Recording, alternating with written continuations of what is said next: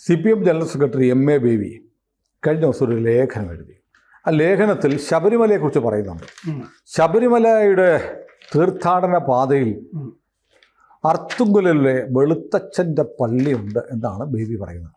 അതായത് പച്ചയ്ക്ക് പറഞ്ഞാൽ ശബരിമലയ്ക്ക് പോകുന്നവർ ഇതാണ് തീർത്ഥാടന പാത, അർത്തുങ്കലിൽ പോയിട്ട് വേണം എന്നാണ് ബേബി പറയുന്നത്. ശരിക്കും ഈ അർത്തുങ്കൽ പലപ്പോഴും വിവാദമായിട്ടുണ്ട്. അർത്തുങ്കൽ വെളുത്തച്ഛൻ അല്ലേ, വെളുത്ത എന്ന് പറയുന്ന ആൾ ഈ വാവരെ പോലെ അയ്യപ്പൻ, വാവർ തന്നെ അയ്യപ്പൻ്റെ സഹചാരിയായിരുന്നു. വാവരല്ല, വാപുരനാണ് എന്നാണ് ഹിന്ദുമത പ്രാമാണിക ഗ്രന്ഥങ്ങൾ പറയുന്നതും വിശ്വാസവും അങ്ങനെയാണ്. അത് പിന്നെ വാവരെന്ന് പറഞ്ഞ് വളച്ചുണ്ടാക്കി കുറേ ആളുകൾക്ക് പണം ഉണ്ടാക്കാനുള്ളൊരു മാർഗമാക്കി മാറ്റിയതാണ്. അതുപോലെ ഈ വെളുത്ത എന്ന് പറയുന്ന ആളും അയ്യപ്പനുമായിട്ട് എന്താണ് ബന്ധം? ഈ അർത്തുങ്കൽ പള്ളിയും അർത്തുങ്കൽ പള്ളി ശബരിമല ഈ തീർത്ഥാടന പാതയിൽ തന്നെ ഉള്ളതാണോ? അല്ല. അതെന്താ അങ്ങനെ? അർത്തുങ്കൽ പള്ളി പോയിട്ട് മാല ഊരുന്നവരുണ്ടല്ലോ. അർത്തുങ്കൽ പള്ളിയും ഈ വെളുത്തച്ഛൻ എന്ന് പറയുന്നതും അയ്യപ്പന്റെ സുഹൃത്തായ വെളുത്തയുമായിട്ട് ഒരു ബന്ധവുമില്ല. വാപുരനെ വാവരാക്കിയ പോലെയാണ്. അതായത് വെളുത്ത എന്ന് പറഞ്ഞ ആള് അരയനാണ്. അരയ സമുദായത്തിൽ ജനിച്ച ആളാണ് വെളുത്ത. വെളുത്ത മുമ്പേ തന്നെ ഈ ചീരപ്പഞ്ചിറ കളരിയില് ഈ യോദ്ധാവായിരുന്ന, പരിശീലനമൊക്കെ നേടി യോദ്ധാവായിരുന്ന ഒരാളാണ്. അപ്പൊ അയ്യപ്പൻ, അതായത് ആലങ്ങാട് സംഘത്തിന്റെ ഒക്കെ ഒരു സ്ഥാപകരിൽ ഒരാളായിട്ടാണ് വെളുത്തെ കരുതുന്നത്. അപ്പോൾ ചീരപ്പഞ്ചിറ കളരിയില് അയ്യപ്പൻ പരിശീലനത്തിന് പോകുമ്പോൾ നേരത്തെ വെളുത്തെ കാണുന്നുണ്ട്. അപ്പൊ ചീരപ്പഞ്ചിറ കളരിയിൽ ഒരു പരിചയമില്ലാതെ പോയി എന്നെ പഠിപ്പിച്ചു തരൂ എന്ന് പറയാൻ അയ്യപ്പന് പറ്റില്ലല്ലോ, പരിചയമില്ലല്ലോ. അപ്പൊ വെളുത്ത കൊണ്ടുപോയിട്ടാണ് അയ്യപ്പനെ ചീരപ്പഞ്ചിറ കളരിയിൽ. ഒരു സംശയം, അയ്യപ്പൻ അപ്പോൾ പന്തളം രാജകുമാരനല്ലേ? അതെ. കൊട്ടാരത്തിൽ എന്ന് പറഞ്ഞു കഴിഞ്ഞാൽ ചീരപ്പഞ്ചിറ കളരി പഠിപ്പിക്കത്തില്ല, അതോ ഇനി ഐഡന്റിറ്റി മറച്ചു വെച്ചിട്ടാണോ അയ്യപ്പൻ? അത് നമ്മൾ നേരത്തെ അയ്യപ്പന്റെ കഥ പറയുമ്പോ മറ്റേ അയ്യപ്പൻ ഇങ്ങോട്ട് ഈ ചീരപ്പഞ്ചിറ കാരണം എന്താന്ന് വെച്ച് കഴിഞ്ഞാൽ ആ സമയത്ത് പ്രധാനപ്പെട്ട കളരി ഈ ചീരപ്പഞ്ചിറ കളരി തന്നെയാണ്. ഈ പന്തളം രാജകൊട്ടാരമായി ബന്ധപ്പെട്ട് യോദ്ധാക്കൾ വേറെ ആളുകളാണല്ലോ, രാജകുടുംബത്തിന് വേണ്ടി ഇത് ചെയ്യുന്ന ആളുകളൊക്കെ. അപ്പൊ അവര് ഈ ബന്ധപ്പെടുന്നുണ്ട്. ചീരപ്പഞ്ചിറ കുടുംബം ഈഴവ കുടുംബമാണ്. ചീരപ്പഞ്ചിറ കുടുംബമായിട്ട് ബന്ധപ്പെട്ട് സുശീല ഗോപാലനുണ്ടല്ലോ. സുശീല ഗോപാലൻ എന്നോട് ഈ കഥകൾ ഒരിക്കൽ പറഞ്ഞിട്ടുമുണ്ട്. ഞങ്ങൾക്ക് അവിടെ വെടിവഴിപാട് പൈതൃകമായി ശബരിമലയിൽ ഉണ്ടായിരുന്നതാണ് എന്നൊക്കെ എന്നോട്. ഞാൻ ശബരിമലയെ പറ്റി വേറെ കാര്യങ്ങൾ സംസാരിച്ചു കൊണ്ടിരുന്നപ്പോഴാണ് സുശീല ഗോപാലൻ എനിക്ക് അറിയില്ലായിരുന്നു, തനിക്ക് അറിയാമോടോ ഞങ്ങൾക്ക് അവിടെ വെടിവഴിപാടുണ്ടായിരുന്നതാണെന്ന് പറഞ്ഞിട്ട് ഈ കഥകൾ പറയുന്നത്. പിന്നീട് ദേവസ്വം ബോർഡ് തട്ടിമറിച്ചു. പിന്നീട് അതിന്റെ കേസ് രേഖകളും കാര്യങ്ങളും ഒക്കെ ഉണ്ട്. അപ്പോൾ ഈ വെളുത്തയുമായി ബന്ധപ്പെടുന്നത് അർത്തുങ്കൽ കടപ്പുറത്ത് അയ്യപ്പനെ കണ്ടിട്ട് ഞാൻ അവിടെ കൊണ്ടുപോകാം എന്ന് വെളുത്ത പറയുന്നതായിട്ടാണ് ഇതിൽ കഥ. മറ്റേ നമുക്ക് പന്തളം കൊട്ടാരത്തിൽ എന്ത് സംഭവിച്ചു എന്ന് നമുക്കറിയില്ല. അപ്പോൾ ഒരുപക്ഷെ ഈ താൻ ആരാണെന്നുള്ള വെളിപ്പെടുത്താതെ ആയിരിക്കാം അയ്യപ്പൻ പോയിട്ടുണ്ടാവുക. അപ്പൊ AD 1050 കാലത്തൊക്കെയാണ് ഇത് എന്നാണ് ഈ വെളുത്തയുടെ കഥ പറയുന്നവർ പറയുന്നത്. പക്ഷേ ഈ അർത്തുങ്കൽ പള്ളിയുടെ കഥയിൽ ഫാദർ ഫിനിഷ്യോ എന്ന് പറഞ്ഞൊരു കഥാപാത്രമുണ്ട്. ഈ ഫാദർ ഫിനിഷ്യോ, ഞാൻ അർത്തുങ്കലിൻ്റെ ഈ കഥയൊക്കെ അറിയുന്നതിന് മുമ്പേ ഈ നീലഗിരിയിൽ ഈ കോട്ടഗിരി എന്ന് പറയുന്ന സ്ഥലം, ഊട്ടിയിൽ നിന്ന് 24 കിലോമീറ്റർ വരും. ഈ കോട്ടഗിരിയിലും ഊട്ടിയിലും ഒക്കെ ഞാൻ ഇടയ്ക്ക് പോകുന്നുണ്ടായിരുന്നു.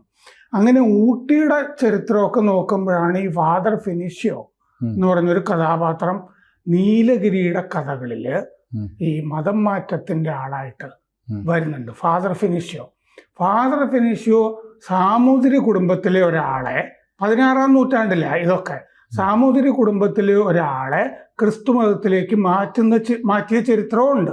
അപ്പൊ ഫാദർ ഫിനിഷ്യോ ഈ പോർച്ചുഗീസുകാർക്ക് വേണ്ടി മതം മാറ്റാനും ഒക്കെ കേരളത്തിൽ പ്രത്യക്ഷപ്പെട്ടിട്ടുള്ള ഒരു കഥാപാത്രമാണ്.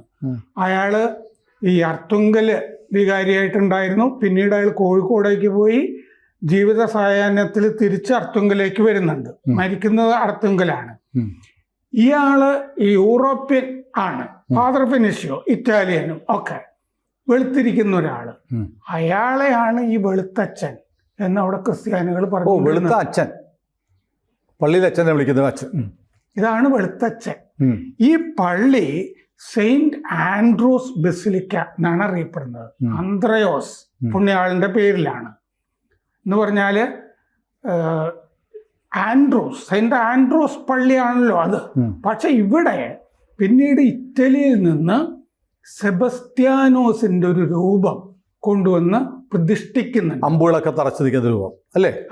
അപ്പൊ സെബസ്ത്യാനോസിന്റെ രൂപം കൊണ്ടുവരുന്നുണ്ട്. ഈ ഫാദർ ഫിനിഷ്യോ മരിച്ചു കഴിഞ്ഞപ്പോൾ ഈ സെബസ്ത്യാനോസ് ഉണ്ടല്ലോ രൂപം, ഈ സെബസ്ത്യാനോസിനെ വെളുത്തച്ഛൻ എന്ന് വിളിക്കാൻ തുടങ്ങി ക്രൈസ്തവര്. അപ്പൊ വെളുത്തച്ഛൻ എന്ന് പറഞ്ഞത് അവരുടെ ക്രൈസ്തവരെ സംബന്ധിച്ചിടത്തോളം രണ്ടെണ്ണം ഉണ്ട്. ഒന്ന് ഫാദർ ഫിനിഷ്യോ, വെളുത്തിരുന്ന ആള്. പിന്നെ ഇറ്റലിയിൽ നിന്ന് വന്ന സെബസ്ത്യാനോസിന്റെ രൂപം. ഇതാണ് അർത്തുങ്കൽ പള്ളിയുടെ ചരിത്രത്തിലുള്ള വെളുത്തച്ഛൻ എന്ന് പറയുന്നത്. വെളുത്ത എന്ന് പറയുന്ന ആള് അയ്യപ്പനെ ചിരപ്പഞ്ചിറ കളരിയിൽ കൊണ്ടാക്കുന്ന ഒരു അരയ യോദ്ധാവുമാണ്. ഈ വെളുത്തയെ സംബന്ധിച്ച് വേറെ എന്തെങ്കിലും തെളിവുകളോ അദ്ദേഹത്തിന്റെ സാന്നിധ്യമോ സ്ഥലമോ അങ്ങനെ വല്ലതും ഉണ്ടോ? ആ കാലത്ത് ചരിത്രമൊന്നും അങ്ങനെ എഴുതി വെക്കാത്തത് കൊണ്ട് ഈ വാമൊഴിയായിട്ടാണ് ഇത്. വെളുത്ത എവിടെ, ഈ ശരിക്കുള്ള വെളുത്ത മത്സ്യത്തൊഴിലാളിയായിരുന്ന വെളുത്ത എവിടെയായിരുന്നു ഉണ്ടായിരുന്നത്, എവിടെയാ ജീവിച്ചത്, ഒന്നും രേഖയൊന്നുമില്ല. അങ്ങനെയൊന്നും രേഖകളൊന്നുമില്ല. ഇതിപ്പോ മറ്റേ അയ്യപ്പനുമായി ബന്ധപ്പെട്ട് കൂടെ ഉണ്ടായിരുന്ന യോദ്ധാക്കൾ എന്ന് പറഞ്ഞിട്ട് പല ഈ നമ്മൾ ഐതിഹ്യം എടുക്കുമ്പോൾ അതിപ്പോൾ ഗബ്രിയേൽ ഗാർഷിയ മാർക്കേസിന് മാത്രമേ ഐതിഹ്യം എടുക്കാവൂ എന്ന് മാർക്സിസ്റ്റുകൾ പറയും. അയാളെടുത്താൽ കുഴപ്പമില്ല, മാജിക്കൽ റിയലിസം ആയിപ്പോയി. നമ്മൾ ഐതിഹ്യം എടുക്കുന്നത് ഇതിൻ്റെ അകത്ത് കുറെ ആളുകൾ പിന്നീട് കൂട്ടിച്ചേർക്കും. ഇതിൻ്റെ കേന്ദ്ര കഥാപാത്രം അതിൻ്റെ അകത്ത് ഉണ്ടാവും. ഞാൻ പലപ്പോഴും വിചാരിക്കാറുണ്ട് മാലിക് കാഫർ എന്ന് പറഞ്ഞൊരാള് ഏതാണ്ട് ഈ നൂറ്റാണ്ട് കാലത്തൊക്കെ വരുന്നുണ്ട്. 14-ാം നൂറ്റാണ്ടില് കേരളത്തിന്റെ അതിർത്തി വരെയൊക്കെ വരുന്നുണ്ട്. കേരളത്തിന്റെ അതിർത്തി എന്ന് പറഞ്ഞാൽ അന്ന് കുറേം കൂടി തമിഴ്നാട്ടുകാരും മധുരക്കാരും ഭരിച്ചിരുന്നതാണ്. കൊല്ലത്തിന്റെ അതിർത്തി വരെ വരുന്നുണ്ട് ഈ മാലിക് കാഫർ. മധുര ക്ഷേത്രമൊക്കെ തകർത്ത് കൊള്ളയടിച്ചിട്ടൊക്കെയാണ് വരുന്നത്. ഈ മാലിക് കാഫർ പിന്നീട് ഈ കൊല്ലത്തിന്റെ അതിർത്തിയിൽ നിന്ന് മടങ്ങിപ്പോകുന്നുണ്ട്, എന്തോ ഒരു പ്രതിരോധം വന്നിട്ട്. അത് അയ്യപ്പനായി കൂടെ എന്നൊക്കെ ഞാൻ ധരിക്കാറുണ്ട്. ഐതിഹ്യത്തിന്റെ ഭാഗമായിട്ട് ഒരു വലിയ യോദ്ധാവ് എതിർത്തിട്ടുണ്ടാകാം എന്ന് ഞാൻ കരുതാറുണ്ട്. അങ്ങനെ കഥയിലൊന്നും വായിച്ചിട്ട് ഞാൻ പറയുന്നതല്ല. പക്ഷെ അയ്യപ്പനെ നമ്മൾ ആരാധിക്കുന്നത് വലിയൊരു യോദ്ധാവ് ഉണ്ടായിരുന്നുകൊണ്ടാണല്ലോ. അങ്ങനെ ഒരു യോദ്ധാവ് ഉണ്ടായിരുന്നു, എന്തോ ഒരു വലിയ ഫീറ്റ്, വലിയ പോരാട്ടം നടത്തിയിട്ടുമുണ്ട് എന്നുള്ളത് വളരെ വ്യക്തമാണ്. ഇവിടെ ആളുകൾ ഓർക്കാൻ മാത്രം. അതുകൊണ്ട് ഇങ്ങനെയൊക്കെ ആ ഐതിഹ്യത്തിൽ നിന്ന് കുറച്ച് ചരിത്രത്തിന്റെ അംശവും അതിൻ്റെ അകത്ത് കാണും. അതുകൊണ്ട് വെളുത്ത കുറെ കഥാപാത്രങ്ങൾ ഇതിൻ്റെ അകത്ത് ഉണ്ടാവും. കാരണം അദ്ദേഹം പല ഈ അറബ് പോരാളികളെയൊക്കെ അമർച്ച ചെയ്തതൊക്കെ ആയിട്ടേ. ഈ പുലി എന്നുള്ളത്, പുലി അത് മറ്റേ ഒരു മൃഗമായിട്ടല്ല, അതൊരു യോദ്ധാവ്. അതായത് എതിർത്തിരുന്ന ഒരു മുസ്ലിം യോദ്ധാവിനെ അയ്യപ്പൻ കീഴടക്കിയിട്ട് പിന്നെ അത് പുലിയുടെ രൂപത്തിൽ കഥയിൽ വരികയാണെന്നുള്ളത് നമുക്ക് അയ്യപ്പൻ എന്ന് പറഞ്ഞ എസ്.കെ. നായരുടെ നോവൽ വായിക്കുമ്പോൾ നമുക്കത് തോന്നും. ഒരാളെ കീഴടക്കുന്നു, ശത്രുവിനെ, അയാൾ കൂടെ നടക്കുന്നു, അയാളുടെ പേരിൻ്റെ കൂടെ പുലി എന്നുണ്ട്. അപ്പോൾ പുലിയെ പിന്നെ പുലിപ്പുറത്ത് വന്നു പാല് എന്നൊക്കെ പറഞ്ഞിട്ട് കുറെ കൂട്ടിച്ചേർക്കലുകൾ വരും ഐതിഹ്യത്തിൽ. ഇത് ഈ സൈക്യാട്രിസ്റ്റുമാരുടെ ഒരു കഥയില്ലേ, ഞാൻ സുനിലിനൊരു കഥ പറഞ്ഞിരുന്നു. സുനിൽ വേറൊരാളോട് പറയുമ്പോൾ അവസാനം കഥയേ ഉണ്ടാവുള്ളൂ എന്ന് പറഞ്ഞതുപോലെ അയ്യപ്പന്റെ കഥകളിലൊക്കെ ആളുകൾ കൂട്ടിച്ചേർത്തിട്ടുണ്ടാവും. അപ്പൊ വെളുത്ത എന്ന് പറഞ്ഞൊരാളും ഉണ്ടാവും, ആ യോദ്ധാക്കളുടെ സംഘത്തിൽ ഉണ്ടാവും. അപ്പൊ ഇതിൻ്റെ അകത്ത് ഇവര് ഈ ക്രൈസ്തവരുണ്ടാക്കുന്ന കഥയിൽ മൂത്തയിടത്ത് രാജ്യ ആസ്ഥാനം, മൂത്തയിടം എന്ന് പറഞ്ഞ രാജ്യം ഉണ്ടായിരുന്നു. ഈ അർത്തുങ്കൽ പള്ളിക്കാർ പറയുന്നത് പള്ളിക്ക് ആദ്യം അവിടെ ക്രിസ്ത്യാനികളുണ്ട്, പള്ളിക്ക് സ്ഥലം കൊടുത്തില്ല. കുറച്ച് കഴിഞ്ഞ് വാസ്കോഡഗാമയ്ക്ക് ശേഷം വന്ന പോർച്ചുഗീസ് മിഷണറിമാർ ചെന്ന് ചോദിച്ചപ്പോൾ രാജാവ് സ്ഥലം കൊടുത്തു. അങ്കമാലി മെത്രാൻ എബ്രഹാമിൻ്റെ അനുവാദത്തോടുകൂടി കൂദാശ കൊടുത്തു. 1560 മുതൽ പള്ളിക്ക് രാജാവിൻ്റെ അനുഗ്രഹം ഉണ്ടായി. തടി കൊടുത്തു. 1500 ഈ വർഷം ഞാൻ മനഃപൂർവ്വം പറയുന്ന അർത്തുങ്കൽ പള്ളിയുടെ ചരിത്രത്തിലുള്ള വർഷം അത് ശ്രദ്ധിക്കണം. 1560 ഇതിൻ്റെ ചരിത്രം തുടങ്ങുന്നുള്ളൂ. 1581 വിശുദ്ധ അന്ത്രയോസിന്റെ പേരിൽ പള്ളി വന്നു. 1581 പള്ളിയും ഫിനിഷ്യോയും ഒക്കെ ഉള്ളൂ. തടിയും തെങ്ങോലയും ആയിരുന്നു ആദ്യം ഓലമേഞ്ഞ പള്ളിയാണ് ഓലമേഞ്ഞത്. അന്ത്രയോസിന്റെ തിരുനാൾ ദിനം നവംബർ 30 പ്രതിഷ്ഠ. അന്ന് പ്രതിഷ്ഠ നടത്തി. ഫാദർ ഗാസ്പർ പയസ് ആദ്യ വികാരി. 1584 മാത്രമാണ് ഫാദർ ഫിനിഷ്യോ, ജക്കോമോ ഫിനിഷ്യോ വികാരിയായിട്ട് വരുന്നുള്ളൂ. 1584 അദ്ദേഹമാണ് വെളുത്തച്ഛൻ. അപ്പൊ വെളുത്തച്ഛൻ കഥ എന്ന് പറയുന്നത് 16-ാം നൂറ്റാണ്ടിലെ ക്രിസ്ത്യാനികളെ സംബന്ധിച്ചിടത്തോളം ഉണ്ടാവുന്നു ഉള്ളൂ. അയ്യപ്പന്റെ വെളുത്ത നേരത്തെ കിടപ്പുണ്ടല്ലോ ഇവിടെ.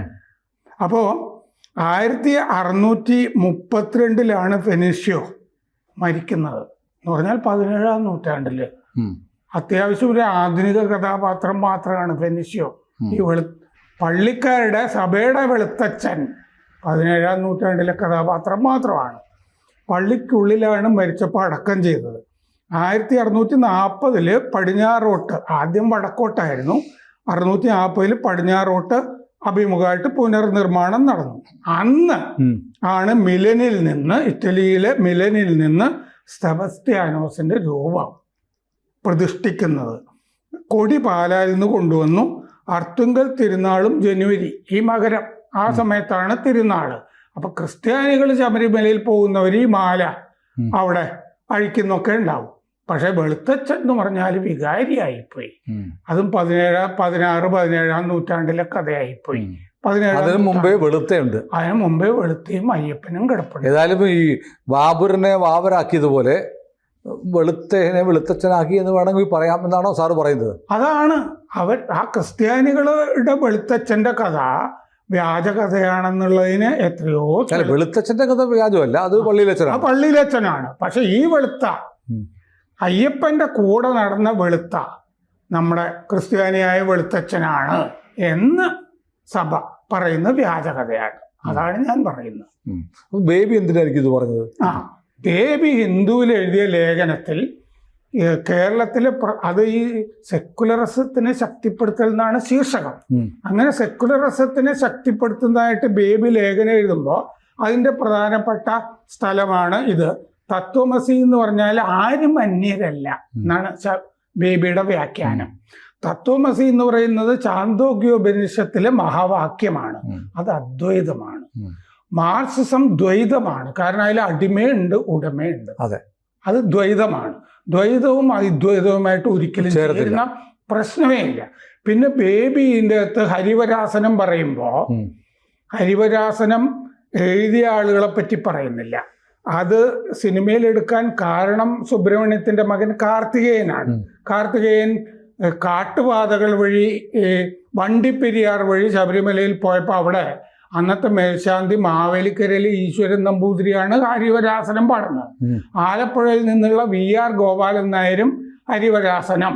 അതെന്താന്ന് വെച്ചാൽ 1920 ഈ കുളത്തു അയ്യർ, കമ്പംകുടി കുളത്തു അയ്യർ ശാസ്ത കദംബം എന്ന് പറഞ്ഞൊരു പുസ്തകം ചാലയിലെ ജയേന്ദ്ര ബുക്ക് ഡിപ്പോ ഇറക്കി 1920.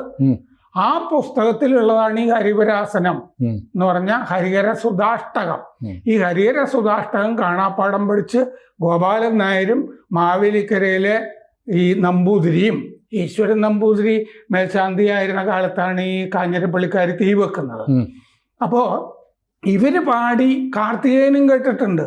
കാർത്തികേയൻ പറയുന്ന ഈ കുളത്തുവയ്യരുടെ ആളുകളും ഒക്കെ 105 വയസ്സ് വരെ പെരുമ്പാവൂരില് ജീവിച്ചിരുന്നു എന്നാണ് കാർത്തികേയൻ പറയുന്നത്, മെറിലാൻഡിലെ. അദ്ദേഹത്തിന് ഇവരെയൊക്കെ അറിയാം. അത് കഴിഞ്ഞ് സിനിമ എടുക്കുമ്പോൾ മറ്റേ മധ്യമാവധി രാഗത്തില് ദേവരാജൻ ചിട്ടപ്പെടുത്തുന്നുണ്ട്. ബേബി എഴുതിയ ലേഖനത്തിൽ ഞാൻ ഈ പറഞ്ഞ ഭാഗമൊന്നുമില്ല. മാർക്സിസ്റ്റായ ദേവരാജനാണ് ഇത് കമ്പോസ് ചെയ്തത്, ഹരിവരാസനം. ഇത് പാടിയത് യേശുദാസാണ്. ഇത് മാത്രമാണ് ബേബി പറയുന്നത്.